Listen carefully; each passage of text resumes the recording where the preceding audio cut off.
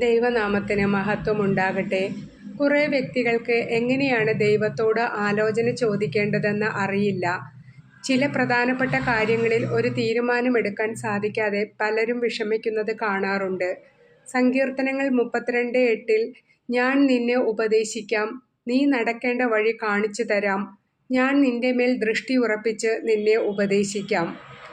ഒന്നിലും ഒരു ഉറച്ച തീരുമാനമെടുക്കാൻ കഴിയാത്ത സന്ദർഭത്തിൽ ഈ വചനം ചൊല്ലി ധ്യാനിച്ച് കർത്താവ് എനിക്കൊരു വഴി കാണിച്ചു തരുമെന്ന് ആഴമനസ്സിൽ വിശ്വസിക്കണം. ഈ ലോകം വളരെ ഫാസ്റ്റാണ്.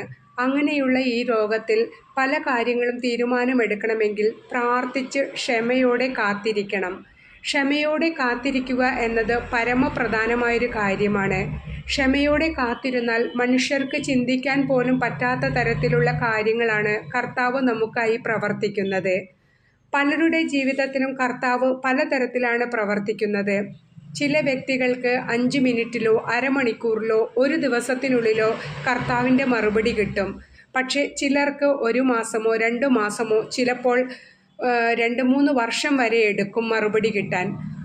അതിൽ ഭയമോ നിരാശയോ ആശങ്കയോ നിങ്ങൾക്ക് വേണ്ട.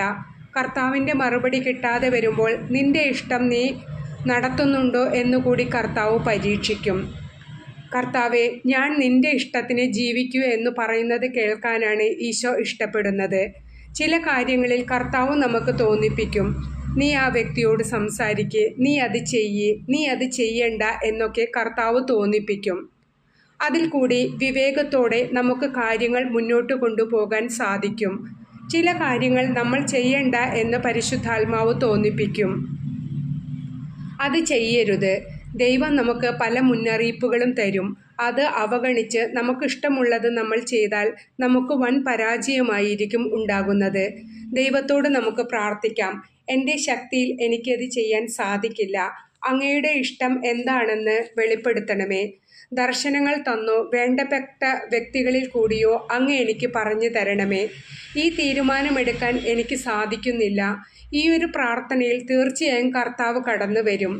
ഒരു കുടുംബത്തിലോ ഓഫീസിലോ മറ്റെന്തെങ്കിലും സാഹചര്യങ്ങളിലോ കൂട്ടായ തീരുമാനങ്ങൾ എടുക്കേണ്ട സന്ദർഭങ്ങൾ നമ്മുടെ ജീവിതത്തിലുണ്ടാകും. ഒരാളുടെ മാത്രം തീരുമാനം നടപ്പിലാക്കാൻ സാധിക്കില്ലല്ലോ. അപ്പോൾ നമ്മൾ കർത്താവിനോട് പ്രാർത്ഥിക്കുക, എനിക്ക് തന്ന എല്ലാ ബോധ്യങ്ങളും മറ്റുള്ളവർക്ക് നൽകി ഒരുമയോടെ തീരുമാനമെടുക്കാൻ സഹായിക്കണമേ എന്ന്. മറ്റുള്ളവരുടെ ഹൃദയം മാറ്റാൻ കർത്താവിന് മാത്രമേ സാധിക്കൂ.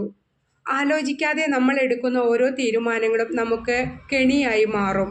അതുകൊണ്ട് തലപോണ പ്രശ്നമുണ്ടായാലും ദിവ്യകാരുണ്യത്തിൻ്റെ മുമ്പിൽ ശാന്തമായി ഇരുന്ന് പ്രാർത്ഥിക്കണം. അതുപോലെ 9 21 നമുക്കിഷ്ടമുള്ള ദിവസം വിശുദ്ധ ബലിയിൽ നമ്മുടെ പ്രശ്നങ്ങൾ വച്ചു പ്രാർത്ഥിക്കുക. യേശുവിൻ്റെ വിശുദ്ധരോടും വിശുദ്ധകളോടും മാധ്യസ്ഥം തേടുക. യേശുവിൻ്റെ അമ്മയായ പരിശുദ്ധ കന്യകാമറിയത്തിൻ്റെ മാധ്യസ്ഥം തേടി ജപമാല ചൊല്ലി പ്രാർത്ഥിക്കുക.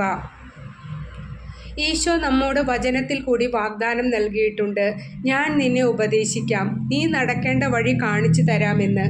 ആ വചനം പറഞ്ഞ് ഈശോയോട് ആലോചന ചോദിക്കണം.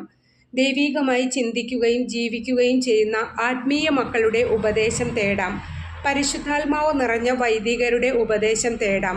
ഇവരിൽ കൂടിയെല്ലാം ദൈവം നമ്മോട് സംസാരിക്കും. എൻ്റെ എല്ലാ സബ്സ്ക്രൈബേഴ്സിനെയും വ്യൂവേഴ്സിനെയും ദൈവം സമൃദ്ധമായി അനുഗ്രഹിക്കട്ടെ. ആമേൻ.